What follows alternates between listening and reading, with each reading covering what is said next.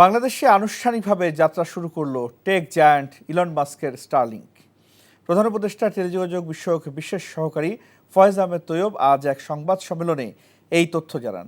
রাজধানীর foreign service একাডেমিতে সংবাদ সম্মেলনে তিনি আরও জানান, স্টারলিংকের মাসিক খরচ ৬,০০০ ও ৪,০০০ টাকা নির্ধারণ করা হয়েছে, যা দক্ষিণ এশিয়ায় সর্বনিম্ন। তবে স্টারলিংকের কারিগরি সেটআপ করার জন্য গ্রাহককে প্রাথমিকভাবে ৪৭,০০০ টাকা খরচ করতে হবে। নতুন এই ইন্টারনেট প্রযুক্তি চালু হওয়ার ফলে গ্রাহক পর্যায়ে ইন্টারনেট প্রাপ্তি আরও সহজ হবে বলেও মন্তব্য করেন তিনি। এবং তাকে অনুরোধ করেছেন যাতে 90 দিনের মধ্যে এই সেবাটা বাংলাদেশের গ্রাহকদের জন্য সিইও এলন মাস্কের সাথে কথা বলেছেন এবং তাকে অনুরোধ করেছেন যাতে 90 দিনের মধ্যে এই সেবাটা প্রতি ডিভাইসে তারা একটা মান্থলি চার্জ দেবে $1। $1 কেন নিয়েছি, কেন $20 নেইনি, এটা নিয়ে প্রশ্ন উঠতে পারে। যদি $20 নিতাম তাহলে আজকে যে ৬,০০০ টাকা এবং ৪২০০ টাকা সেটা নিশ্চয়ই 20 গুণ বেড়ে যেত।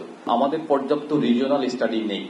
যদি রিজিওনাল স্টাডি আসে, এটার সাথে সাথে আমরা বিটিআরসির দিক থেকে এই প্রাইসটা বাড়াতে পারবো, কোনো সমস্যা নেই।